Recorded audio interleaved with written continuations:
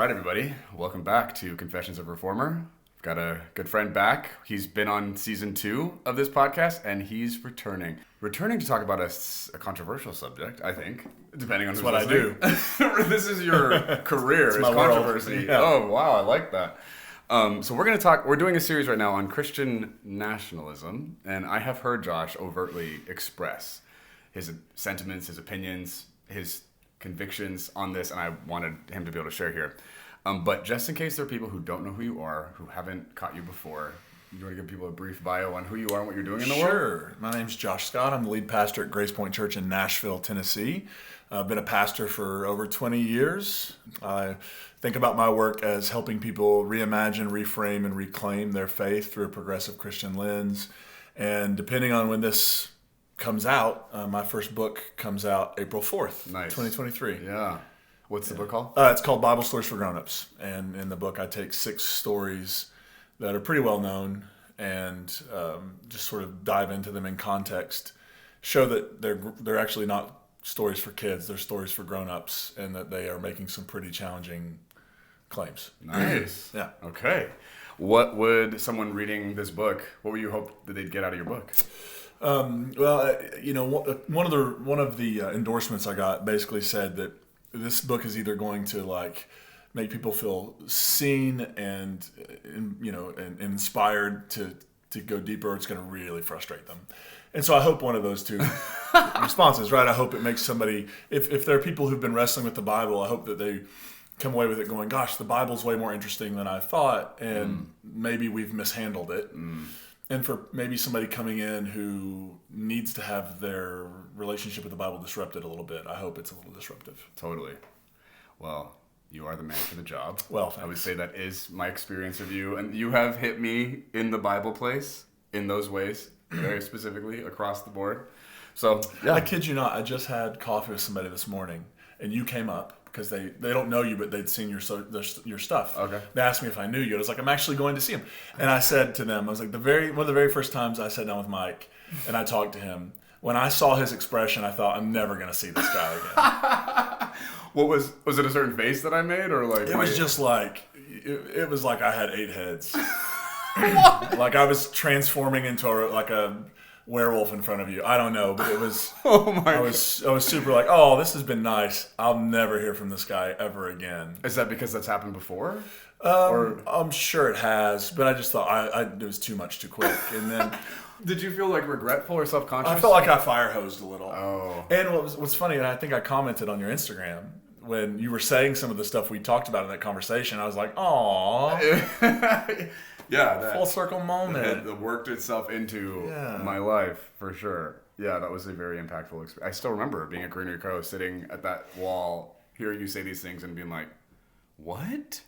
Yeah. And not knowing what to do with a lot of it right away, and also just being really thankful for the experience, because I didn't have that experience very often at that point. I didn't have a lot of people saying things to me about things I cared about and believed in deeply.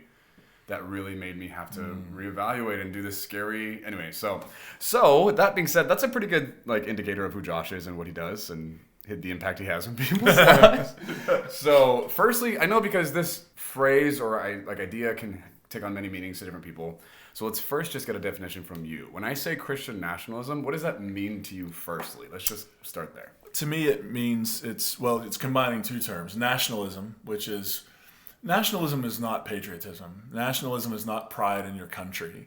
Nationalism is this sense that your country is better than everybody else's and should be defended against everybody else's at all costs, right? So when you think of nationalist movements, they happen, and it typically is always sort of this doubling down on our greatness, and that everybody else is sort of able to fight for scraps after we get what we need. Christian nationalism is wedding the Christian faith to that somehow this is a Christian nation, and that Christian laws ought to be in place, and that everything that we do should marry both this idea that America is great, which is confusing because they want to make America great again, and yet they're saying it's great. So which is it? And this really conservative, fundamental misunderstanding of what I think the Jesus story is. Bringing those 2 things together in ways that I think are dangerous and destructive. Okay, great. Helpful, thank you. So I want to kind of just jump in on the deep end, starting with some conflict. I know this has like so many answers, but just to get us started, what are some things Christian nationalism espouses, promotes, protects, whatever, that you're like directly like, hey, this is terrible, this is harmful, this is anti-Christ, or opposing of what Jesus was doing in the world? Can you give us just some of those things that stick out? White supremacy. And actually, when I talk about this, I typically will say white Christian nationalism, because I think in this country it is impossible to separate white supremacy from Christian nationalism, because they go hand in hand. I mean, this whole idea of making America great again, what they're ultimately, when they're showing their cards and they're saying, we want to take it back to a time. America was great when people had less equality. I mean, if you talk to them, but when do you want to go back to, right? Like the 50s, the 40s, the 20s? I mean, and what was this country like then? It was deeply, deeply racist, deeply white supremacist, Jim Crow laws in the South. And so I think, number one, and just listen to the politicians who espouse this talk. It is white supremacist. It is deeply homophobic and anti-LGBTQ+. It is deeply phobic of other religious traditions.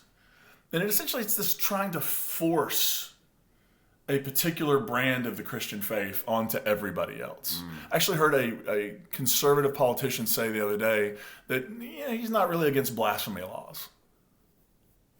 So let that sink in. Not to mention sexism in Christian nationalism? Do you think that's relevant? Misogyny. And that's what's interesting, is some of the very people who are playing into this are people who would be deeply harmed by it becoming the standard of life in the United States of America. Deeply misogynistic. Hate, just grounded and based in a hatred and distrust and disgust of anything and anyone that is different than sort of your standard, for them, white, straight, cis, male. That is the thing to be, and if you're not that, then there's not really a lot of space for you. Do you have any people like what you're describing in your world that you come across? Like, do you have to ever talk to people like this and try and like have dialogue? I mean, I'm not friends with any of them. Right. But I mean, anytime you talk about this on social media, online, they come out of the woodwork. The MAGA crowd comes out of the woodwork. And so, I mean, I encounter them. But, I mean, this whole thing is a phenomenon. I mean, Donald Trump did not invent Christian nationalism, but Donald Trump and his supporters have taken it mainstream in uncomfortable ways. And maybe not mainstream, but it's something we're all talking about. And there are people elected in our government right now who are saying they are that. We are Christian nationalists, right? Marjorie Taylor Greene, for example, goes to a conference, stands up and says, I'm a Christian nationalist. And there are a room full of people who applaud that. So Trump didn't invent it. Trump didn't invent white supremacy, but he gave it cover. And essentially he gave people an opportunity to say, hey, I felt guilty and ashamed and embarrassed about these feelings for years, but there's this guy who's standing up in front of everybody saying that this is cool. And so I'm going to come out of the woodwork and I'm going to take my racist, misogynistic, homophobic self and opinions public, because now there's a space for me. Right? So Trump didn't invent it, but he brought it a little bit out of the quiet corners. And people are talking about and saying things that everyone. So as this has emerged, I mean, I've lost friendships. I mean, and because there are people I have known I knew for years, and it's like when Trump emerged on the scene, they switched and became different people, and suddenly had different values than I knew they had. Like, they may have been conservatives, but they weren't this, or they were this, but they were too embarrassed to show it, or whatever. Right. But so, personally, I don't really hang out with Christian nationalists, but I do engage them on the internet. Yeah, and that's always interesting. At what point in that process where you had friends who were conservative, and then this MAGA thing happened, and then all of a sudden you guys actually couldn't be friends anymore? Can you pinpoint any particular variables that made it a deal breaker, where it's all of a sudden like, I can't have fellowship with you anymore?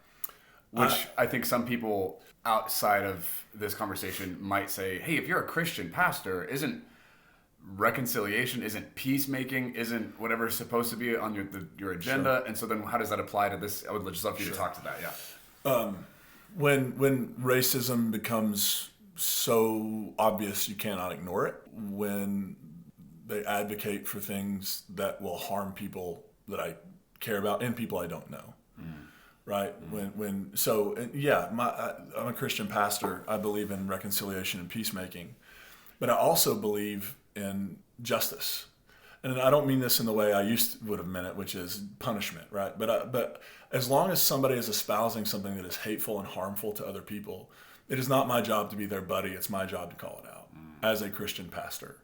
It is my job to say that this racism, this misogyny, this phobia, this bigotry, this bias is harming God's children. And so if I have to decide where I'm going to cast my lot, I'm going to cast it with those who are being harmed, not those doing the harming. And unfortunately, there are lots of Christian pastors who are providing cover for folks who are doing this. They don't need another one. They need somebody at least saying, I want to be the voice of your conscience here for a second and try to call your attention to what you're doing that's deeply harmful, not only to others, but to yourself. I mean, I think that's the thing we lose in all this, is that bigotry and bias and hate, all of that harms the people it's pushed toward, but it deeply harms the person doing it. Because in our dehumanization of other people, we dehumanize ourselves.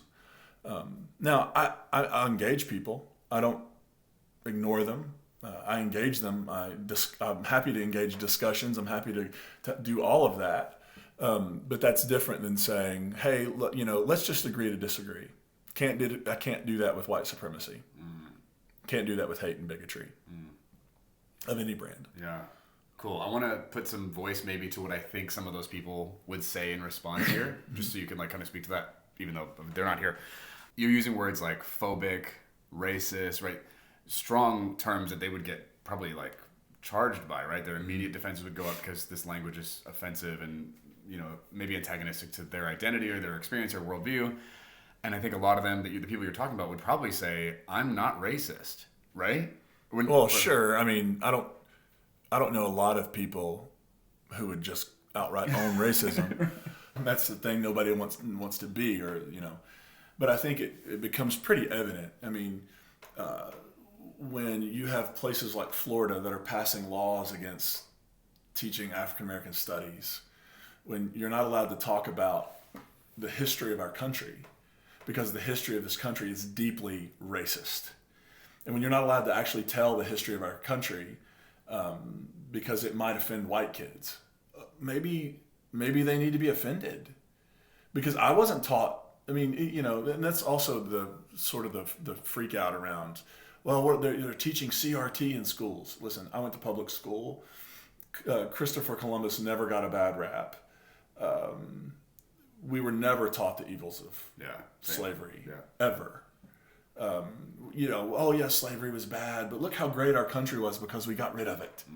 Without talking about the fact that, there was a big war fought over this, but even after slavery was abolished, nothing was done in terms of reparations. Nothing was done to bring actual justice and equity. And in the South, there were Jim Crow laws that further deepened inequities. Lynchings were taking place. We have been sold a very, very false narrative about this country. And now we're saying, no, we need to do it even more. So, this whole deal to me is nobody wants to say they're racist, of course. That's uncomfortable language. But Jesus says you'll know them by their fruit. And when the fruit is racist, the tree is rotten. Nice, totally. And so I hate that, I actually don't. If that offends someone, then my statement to them would be, maybe do a little internal work there. If you're so deeply offended by having racism pointed out, then maybe do a little work around why you're holding the position you're holding on some of these issues, because they're harming people. Okay, so I don't know if you get this. I'm assuming you do. When I confront some stuff, specifically around Christian church type stuff, sometimes this comment will come up. People use the word tolerance.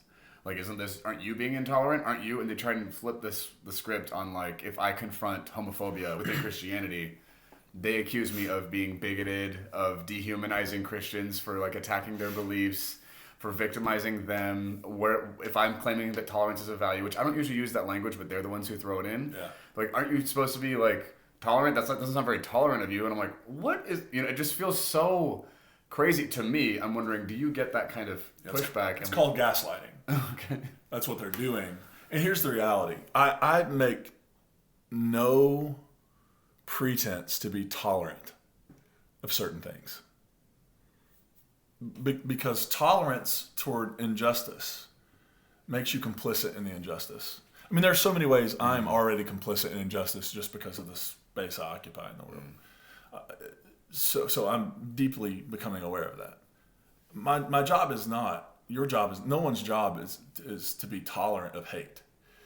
I think it needs to be pushed back on. And I think it's failure to understand the tradition we emerge from, right? I mean, I see throughout the scriptures, I see prophets and poets. I see Jesus. I see all these folks who are calling out and challenging injustice and inequity wherever they see it. They're not just letting it go. I mean, you have Amos who's saying, I would much prefer, and speaking for the divine, I would put your instruments away. Your worship gatherings make me want to barf, pursue justice. That's what you should do first. And then the rest of it will line out. So what I would say to that is, look, I'm not tolerant of hate. I'm not tolerant of white supremacy. I'm not tolerant of homophobia. I'm not tolerant of misogyny. I'm going to speak out against that whenever it pops up, because what you tolerate, you become complicit in. Intolerance has never been a good. I mean, like, tolerance is sort of like saying, I'll be okay that you exist. I mean, I think love is the goal, and I don't think love is incompatible with speaking truth to hateful and unjust ideologies. I mean, what does love call? Love, Cornel West says, justice is what love looks like in public. So in order to be truly loving, in order to be truly loving to those who are being marginalized and oppressed, it's to speak truth to the powers that are marginalizing and oppressing them. That is the loving thing to do. Now, you can do that in ways that are more loving than others, right? Like, if you walk in the room and say, hey, moron, that's not a very loving way to do it. But if you walk into a room and say, what you're doing to people, your ideologies, how you're showing up in the world, your policies, the politicians you're voting for, the way you're spending your money, all of that is deeply harming people. And if that upsets you, then that means there's still some heart left in you, and you need to pay attention to that. That, to me, is a very loving thing to do. Because loving the oppressed means speaking truth to the oppressor, but that's also loving the oppressor. Because they're harming themselves just as much as they're harming other people in different ways. I don't want to play devil's advocate. That's not my goal here, but I'm trying to represent voices and ideas that I come across in these things. So I know there are people who are anti-gay, specifically backed by their version of the Bible or Christianity or whatever, and they would say, when you said we're actually loving the oppressor by speaking truth to them and confronting it, right? They would say, I'm loving the queer person by telling them that they're living in sin, that they're deceived, that this is evil, right? How would you confront that as like... Love doesn't dehumanize. By calling an oppressor to stop being oppressive, that's not dehumanizing them. It's actually calling them to their humanity. When you're telling someone that by virtue of who they are and how they are wired, who they were made to be, that there's somehow something wrong with them, that is dehumanizing. When you're calling people away from human flourishing, right? So to call an oppressor away from oppression is to call them to human flourishing. To call a queer person, a member of the LGBTQ plus community, to call them away from their identity is dehumanizing and calling them away from flourishing. Hi, Mike here. I just want to make sure you know that I'm a coach and a consultant. I specifically work with people through their queer journey or their religious baggage, and there's a link below this episode if you want to work with me. All right, let's get back to the episode. Okay, my other question on this, when it comes to the Christian nationalist conversation, politics obviously comes up, right? I'm thinking about some of the people who hopefully are watching, listening, who have conveniently avoided this conversation. They don't want to use the term Christian nationalism. They don't want to talk about it. They don't want to deal with it. They don't want to look at themselves. They don't really want to talk to anyone else who's like talking about it, right? Right. It's like so charged and polarizing and heated that they're just like, I'm going to avoid this. What would you say as a pastor who's outspoken about your political views and whatever, what would you say to those people who are like, I don't want to mix my religion with politics. I don't want to, this doesn't have to get political. I just want to love people. I just want to like, be a peacemaker. What would you say to those people, specifically Christians in that headspace? I would say, first of all, that is a privileged position to hold, that you can just avoid all this and it doesn't affect your life. Nobody's trying to legislate who you can marry. Nobody's trying to legislate, your body. So that's a really privileged place to be in the world. And with that privilege, there comes a big responsibility. Second, I would say the idea that you can separate politics and religion and economics is a Western myth. That if you were to have gone back in time and said to Jesus and any of his followers, don't get political, they would have said to you, what else is there? Because in the ancient worldview, they understood what we haven't, which is politics and religion and economics are deeply bound up together. Because politics, essentially, the word politics comes back to this idea of how we order our common life. And so it's about everything. You can't extract anything from, everything's political. So I would say to try to do that, you would have to disconnect yourself from reality. And you would have to ignore everything that's in the Bible. Pretty much everything. I mean, when you look at the prophets, when you look at the teachings of Jesus, these are deeply political teachings because they're talking about how you treat the oppressed. They're talking about how you order the common life, how you spend money, all of that is this one big ball of wax. You can't. And I think some of the ways we've done that is brilliant from the empire standpoint. Like when you have a tradition that is causing a disruption, it's starting to make people who you've spent a lot of time and money dehumanizing start to feel human again. And it's giving them strategies for how to resist dehumanization. When it's starting to upset the economic order, I'm talking first century, right? Second century, when it's starting to shift how people see themselves and they start, suddenly you have in these early Christian, they weren't called Christian by the way, but these early Jesus communities, you suddenly have women who are seeing themselves as equals and they have a dignity that has been robbed from them in the broader culture. And you have the enslaved sitting down with those who are economically advantaged and rich, and the enslaved are seeing themselves with a new dignity that has previously been robbed from them. And they're starting to shift the order of things. Like, what do you do if you're the empire? You push back. Yeah, and then that doesn't work because the more of them you kill, the more of them they're like hydras, man. You cut off one head, there's two. What do? You suddenly realize, what if we co-opt it? What if we make it really easy to be a Christian? What if we shift it from being about how you live in community with those around you, and we make it about what you believe? And what if we make it about an afterlife? And what if we take this all? What if we give these pastors these leaders who are on the run? What if we give them nice buildings and cushy offices? And what if we support them in their endeavors and they get and so you take this movement, which was a resistance movement, and you co-opt it and you create a religion that is basically focused on how do you get to heaven when you die. And it really doesn't matter what the emperor's doing and what the empire's doing, and it doesn't matter how they're trampling over our rights, and it doesn't matter that we're starving to death because someday we'll go to heaven. It's brilliant if you're in the empire. And Christianity in America today, by and large, is a product of almost 2,000 years of this, I think, misunderstanding of the Jesus story and turning it into, Jesus has become our travel agent. Not the one who's leading us into a revolution of what it means to be human, a revolution of dignity and a revolution of how we live in community with other people. It's about, have you checked off the right boxes so that you can get the right afterlife experience? Travel agent. Trust Jesus for your afterlife Disney cruise. Like, I'm fine. I don't even know how I got on that rant. I can't remember what the question you asked was. It's been in my head for days, so it's like I held it in like a sneeze until I God. couldn't hold it in anymore. Right. Thanks for that. That was, goodness.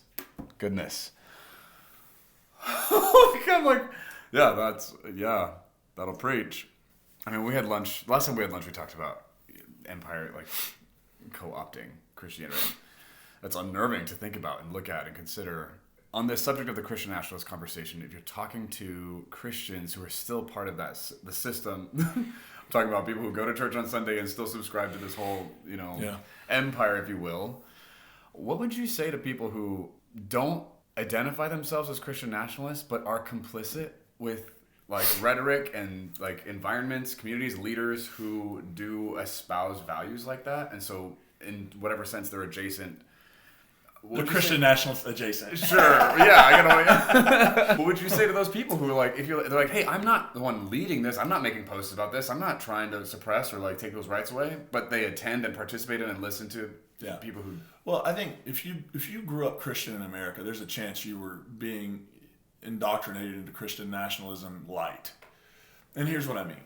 So growing up I grew up in two different denominations. I started out Free Will Baptist, which would be super conservative, fundamental, King James only. And then we became liberals and went to the Southern Baptist Church. That's how that move would be seen. Mm. But I remember going to vacation Bible schools as a kid. And every night at VBS in the Free Will Baptist Church, we would start with 3 pledges. Pledge to the flag of the United States of America, pledge to the Christian flag, and a pledge to the Bible. In that order.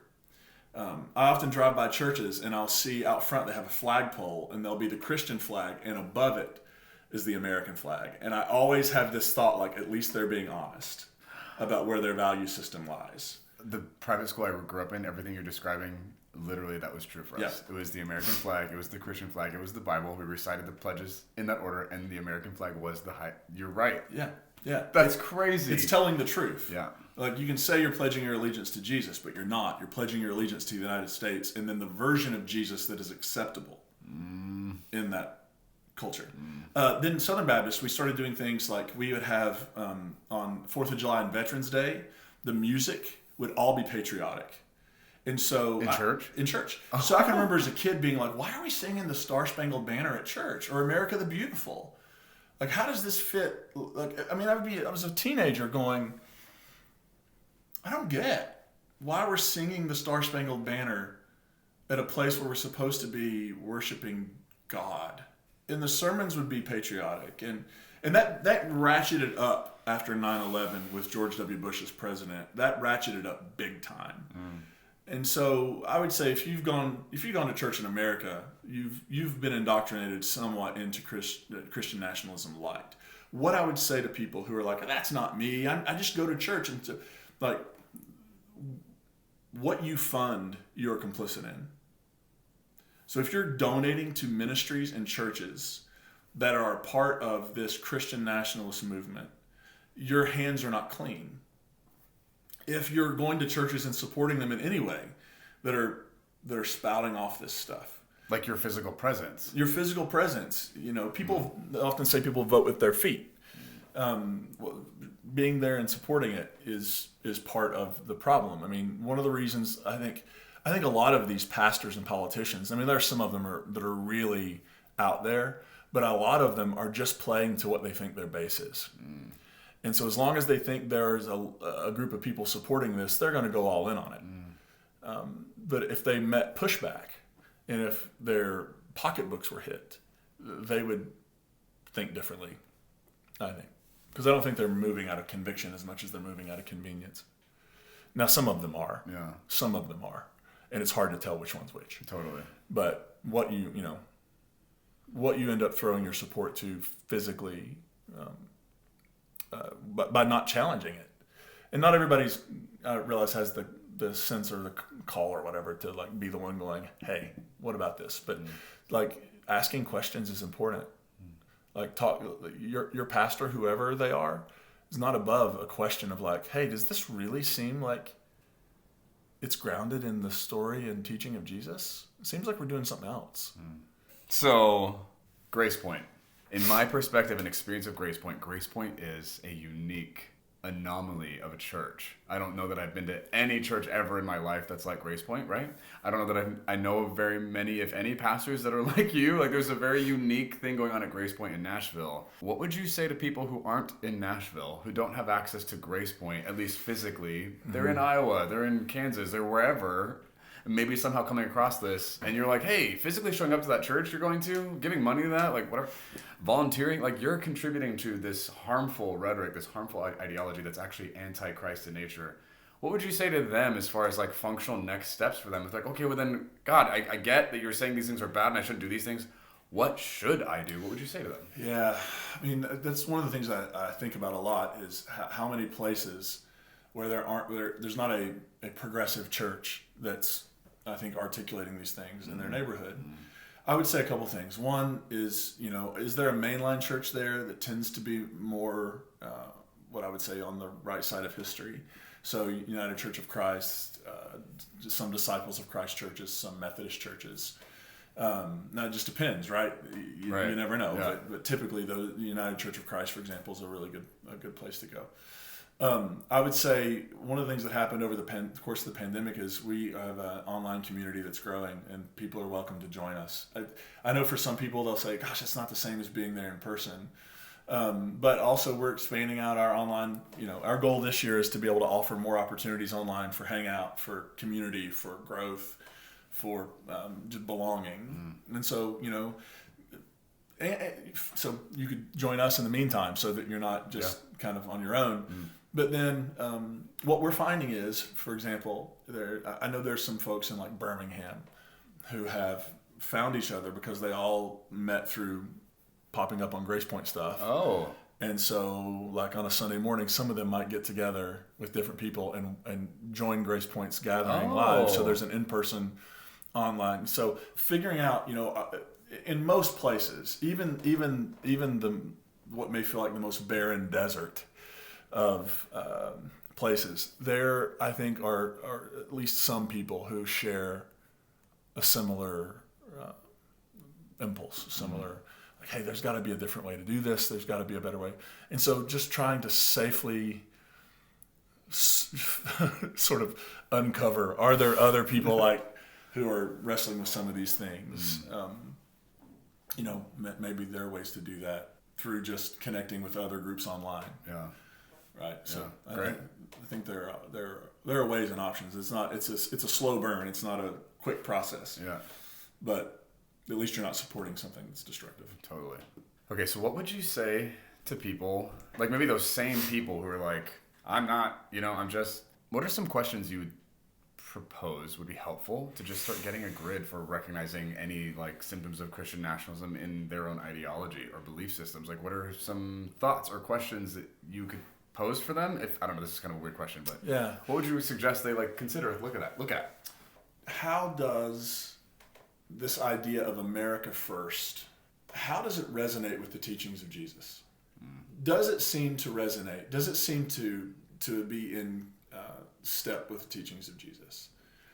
Because it is, in my estimation and understanding of the Jesus narrative and the entirety of Scripture, it is actually working against what Jesus taught, which is to love the stranger, to make space for those who are hurting,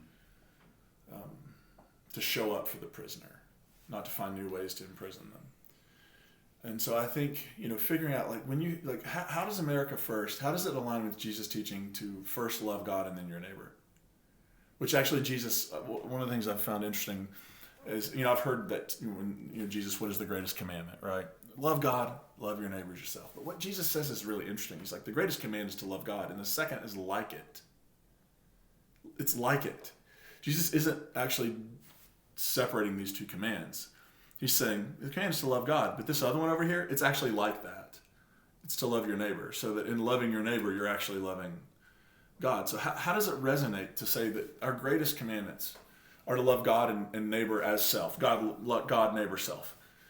How does America first, how does Christian nationalism, which is all about excluding people who aren't Christian, aren't American, often aren't white, aren't male. How does the teaching of Jesus align with that? And if it doesn't, then why, as a Christian, would you be throwing your energy and support into something that is actually doing the opposite of what Jesus is inviting us to? For starters. Yeah, it's a good place to start. What do you think is the motivator for church-going, good Christian Americans? If you're finding all these glaring, explicit contradictions to what Christian nationalism promotes that churches all over are continuing to preach, from what's literally like obvious and explicit in Scripture, what do you think is driving them to keep showing up and participating in these spaces if there's such obvious discrepancies? Fear. Being excluded sucks. From community you've known your entire life, being ousted from that because you're the squeaky wheel who can't go along with it. Whether that's your family, whether that's your church, whether that's whatever. Like, there are reasons at Thanksgiving dinner people aren't like, yeah, what about this Columbus guy? Isn't he kind of terrible? And what we like, it's fear. And for some people, I mean, the reason churches and organizations are doing this is it's a naked grab for power, and it's deeply rooted in white supremacy, and it's deeply rooted in fear of the other. But for people who are just showing up on something, these aren't, I mean, by and large, these aren't terrible human beings, right? But they're people who are stuck, and they're stuck because of fear, because their entire lives. Probably their entire experience of church has been, the church has been giving them two things: certainty and fear. And the problem with that is certainty doesn't exist. You can't have it. And fear, in the way that it's being given to them, they don't need, because it's anti-human flourishing. But it's being pumped into them so regularly that you're like, if I challenge this, I'll be excommunicated. And I mean, I don't know anybody who wakes up in the morning and goes, I want to lose my entire community today. There's a whole preparation period for that. Or there's not. And right. you keep your head down and you just kind of go along and go through the motions. I mean, I wonder how many people on an average Sunday in a church that's creedal, that says the creeds every week, like how many people are really saying the creeds and how many are going, like, the teachers on Charlie Brown, right? They're just, because this is what you do and you want to make sure you're meeting expectation. At the risk of oversimplifying both your story and mine, I want to suggest you and I both had catalyzing events, circumstances in our lives that compelled us to make these controversial moves in our careers, in our theology, in our community, right? And it's not a normal journey. Like, I would say our journeys are unique, or there's exceptional components to them. What would you suggest for people who don't have those catalyzing circumstances or events, who are enjoying the privilege of this being an option to consider caring about? It seems like it would actually be more difficult for someone in that position to choose out of this space than, for some of the things that happened in our lives, right? What would you say to those people who are comfortably privileged and it's maybe harder motivation-wise to go through this process than for those of us who were compelled? I would say, if you're the praying type, simply open yourself up, whether you call that prayer, meditation, whatever. Just ask to be given eyes to see the harm that's being done around you.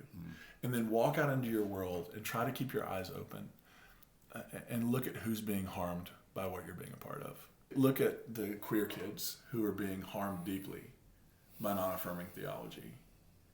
Look at the BIPOC community who is being traumatized again and again and again by white supremacist ideologies that are being spouted from all over the place in our country. I mean, empathy. It is human to have empathy. So simply look around you. Look at the people who are different than you.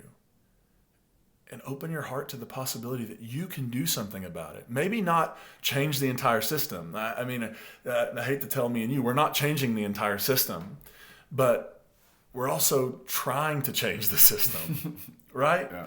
And if enough of us band together, we can make measurable change. But that begins by look at what you're complicit in. Look at the people around you. Listen to their stories. Don't feel defensive for just a moment. And I get it. I mean, there's this thing in us when we hear about a group we're a part of harming other people. There's this immediate shield that goes up that, I'm not one of those. Well, let's just say maybe we are. Or let's just entertain the idea that maybe other people have something to say that we need to hear and listen and try to feel what it's like to be in their shoes. And then ask yourself, if the call of Jesus is to love our neighbor as ourselves, how would I want them to treat me if the situation were reversed?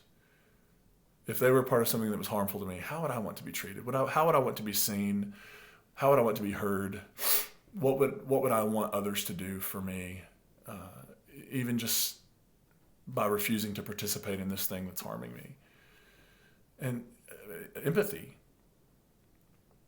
It's really, really, it shows the deficiency of Christian teaching that we have to really encourage and teach Christians to be empathetic to other people. Like, hey, you remember that human impulse that you were told to deny because it would mean you were just justifying sin? Actually, they were wrong. Empathy is your superpower. It's built in. I'm laughing uncomfortably because that's real.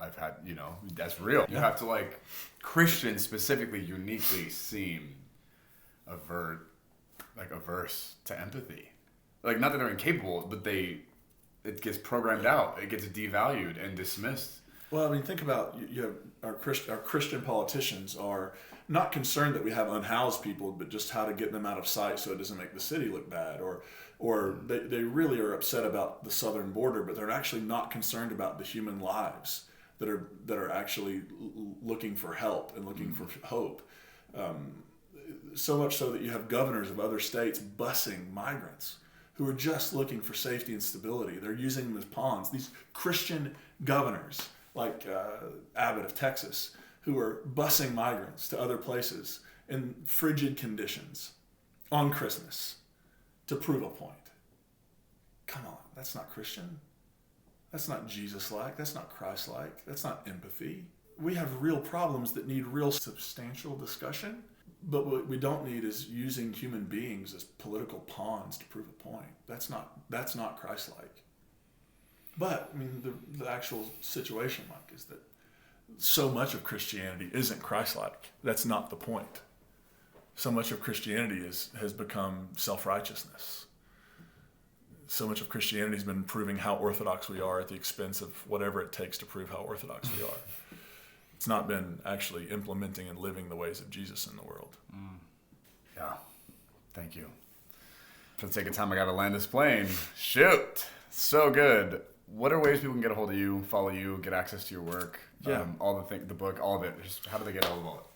You can pre-order the book or buy it depending on when this comes out. Wherever you do such things. I was actually on the internet the other day, not to brag, and I actually found you can actually order my book now through Walmart, which is just a hilarious. That's awesome. Little thing.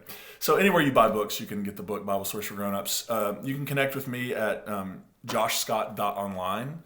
That's a site where I write some when I have time. It's been since the end of last year since I've written anything on there because I've been pretty busy. GracePointe.net. GracePointe has an E on the end. Don't forget that. Our gatherings are Sundays at 10:30 on YouTube. So you can find our page, GracePointe Nashville, and catch a gathering there. Subscribe to our podcast on wherever you do such things, all those places. What about social media? Yeah. So on Twitter and Instagram, I'm at Josh_A_Scott. Nice. Yeah, nothing like a complicated handle. Perfect. That's great. So listen, if you guys want to get a little bit more of where Josh is coming from, because I know for a lot of us, he's saying stuff come from places that is foreign. I know that was true for me when I got here. And we're still friends, Mike. Hey, we're doing this again. I would highly encourage you to get a lot of Josh in your life. So of all those places, we'll put the handles below the episode. Thanks for being here, everyone. Thanks, Josh. Thank you. Thank you for watching. As always, the pertinent links from the episode are below. I also have coaching and consulting available for you, as well as facilitated groups you might be interested in. You can find information about any of that with the first link below. Thanks for watching. I'll see you next time.